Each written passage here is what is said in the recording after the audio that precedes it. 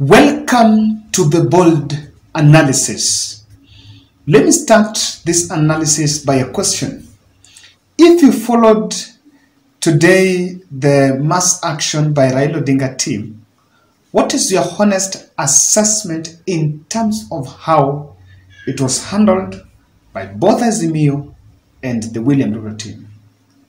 Now, for me, that protest was into two sections. Let me divide it into two. In the morning hours, there was many arrests. Leaders were arrested, protesters in town arrested. They were blocked from accessing the town, and they were blocked all the way from Kibera and the other parts, entry points to town. Police successfully managed to barricade entry to Nairobi, to CBD, and of course there were quite a number were contained. And that was, and according, I think what might have they might have realized here is the Azimio la Umoja team wanted the numbers to pile up in town, then they would make comfort entry there and maybe do the protest. I am a bit concerned here because I looked at that part. So far, the data that we've received, there's a gentleman who was shot in Toy Market. He's nursing injuries. I think he was taken to Kenyatta Hospital. Yeah. Then the other leaders, my governor, James Orengo, was in Kiambu Police Station, I think up to late evening when I was shooting this video, trying to seek the release of Opio and I and the other members of the other leaders within the Azimio who were arrested along the Parliament Road. So in the afternoon, when the whole country was waiting, where is Raila Odinga? I want us to look at that because it is what is going to help us get the gist of this analysis. Some moments to two, Raila Odinga was reported. I think there's no video of him arriving there, so I don't know that he was there before at all. But they reported to be held up in a meeting with the leaders, with the Azimio top leaders. That is Raila Odinga, Wajakoya, Jeremiah Kioni, there was Eugene Wamalwa, Stephen Kalonzo Musyoka, and Martha Karua. And also, I think also Soledad Molekina, somewhere there. So when they walked out from Serena, probably they were supposed to issue a press briefing there. Then after issuing that press briefing, they would then drive and go to KICC, where they were supposed to go and join the other members of parliament or other leaders who had converged there. But as that was going on, the crowd was milling around Serena Hotel. Serena is just opposite to Uhuru Park. So it's very easy. You get Kenyatta Avenue, then you get to KCC. So the crowd that was milling there wanted to hear, and of course the journalists that were there wanted to get that pressure from Raila. But Winnie Odinga joined them. Actually, Winnie Odinga joined them there and was there with even Junior, Raila Odinga Jr. So when they walked out of Serena, when Raila was just about to give a press briefing, the police officers that were around that place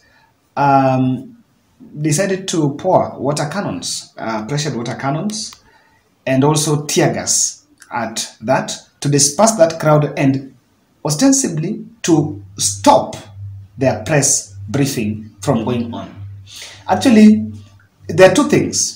There was a press briefing to happen and also to drive to go to CBD. But even that press briefing, I think the moment Raila picked mic and he wanted to talk, that was stopped by them. And so it did not happen. And when they tried to come to town, they were blocked and they had to take the opposite route. So at that is the first instant that press briefing never happened. From that observation, you can first see that the security officers were making sure that Raila was not going to say anything, or rather that press briefing was not going to happen.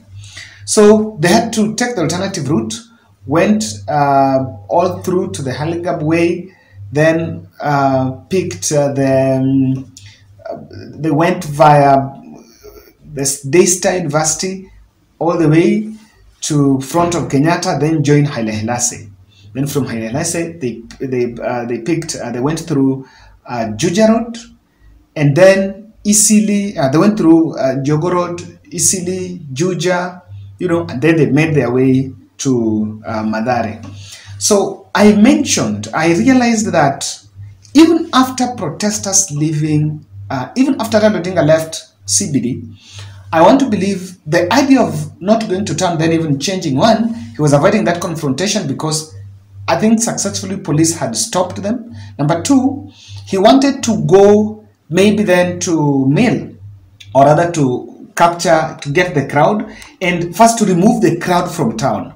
Because immediately he left town, there was a bit of relatively calm in town. And they were watching what was happening, and they realized that there was a lot of confrontation and vandalism that was going in town as police repulsed the protesters. So probably the ideology of coming out of town was to make sure that he goes and maybe picks up the crowd.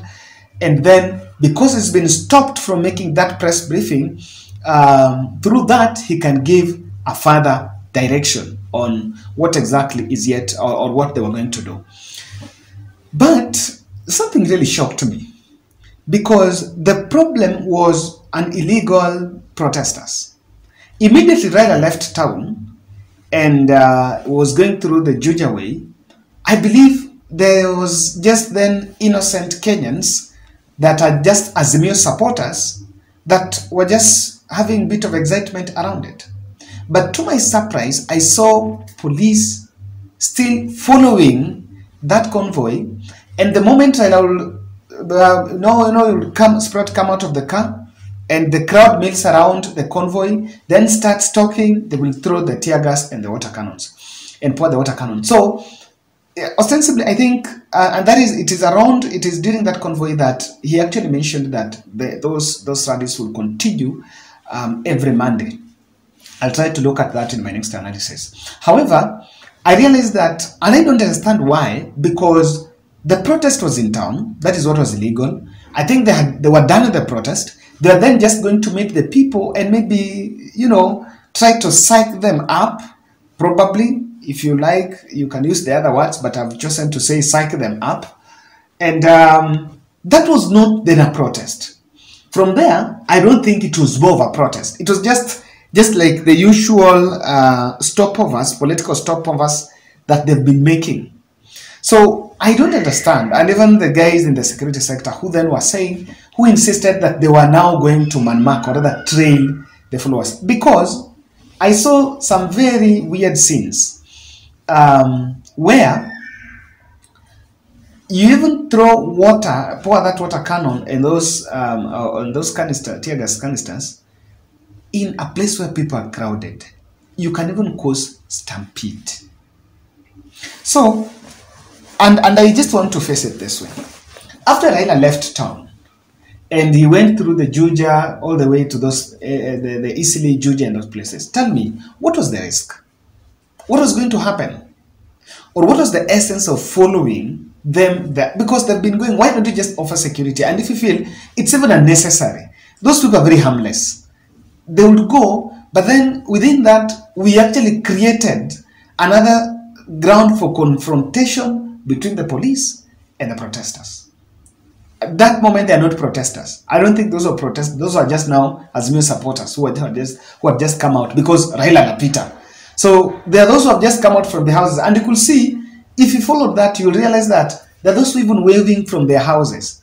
Then, people who had not, and they provoked, because at the moment that was going on. So what happened is, the protesters were in front of the car, Raila Odinga team were behind. So it was upon these young people to then throw stones to repulse the police. Then Raila Odinga convoy moves, repulse the police, then Raila convoy moves. So it was that bit of that running battles between the police and protesters, between the police and those Kenyans, which I believe was actually unnecessary.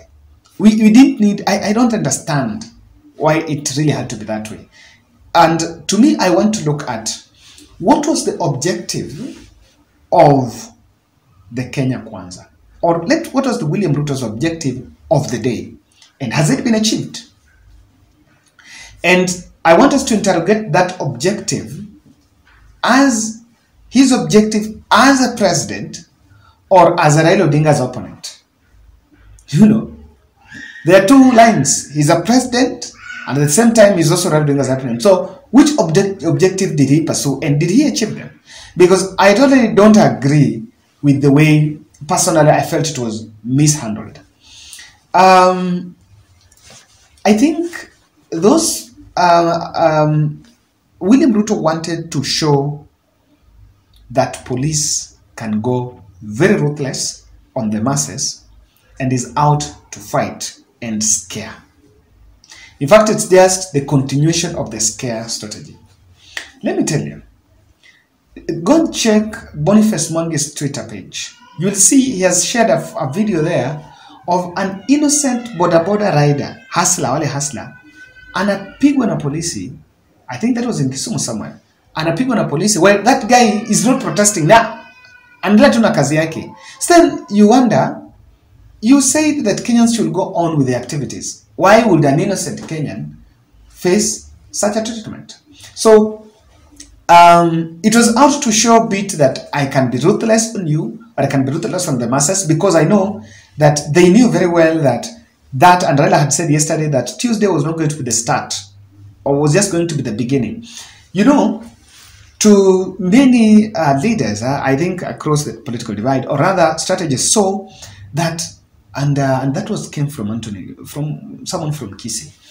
Is it that Don Bosco that said that if Raila doesn't go to State House on Tuesday today, then he should forget it, just return and go home. So those who thought, and there are those who took it like today is a do or die. And for me, I analyzed, and I think I said in one of my videos that here, I don't think it should be too big, not even to manage. And if it becomes too big, it looks like artificial. That it builds pole so that by the time it gets somewhere, maybe we shall be talking about a solution. Now,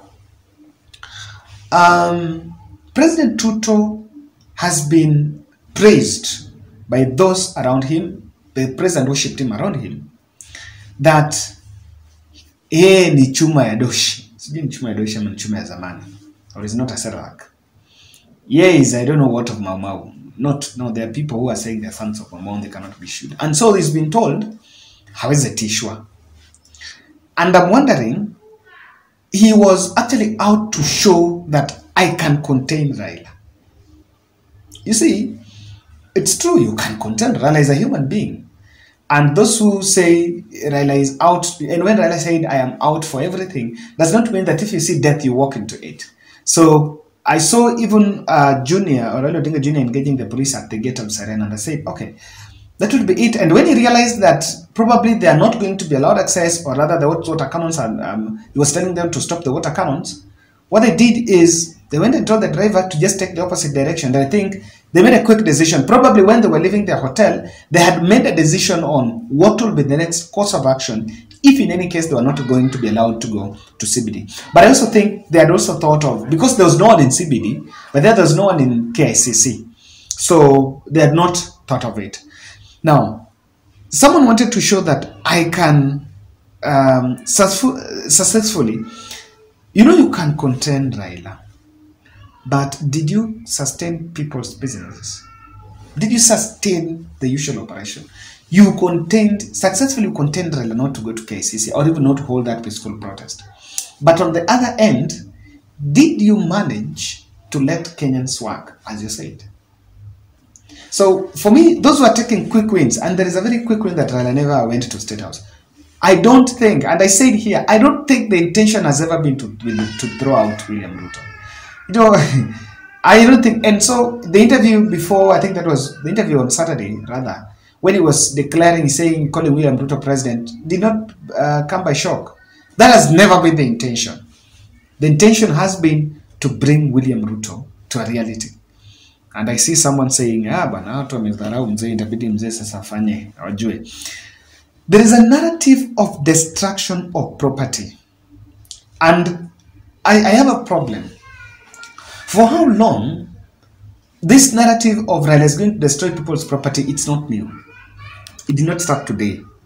And it has been sustained throughout. Even when Uhuru was with Ruto, that was the narrative.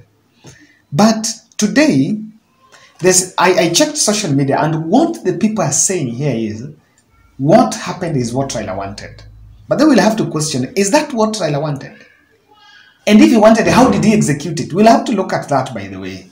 We have a very interesting analysis today. So that would form a propaganda weapon against him, and also try to charge, as he says there are going to be more protests, they will want to escalate. I'm not seeing signs of President Ruto coming to terms to reality that no, we need to engage and we need to think otherwise.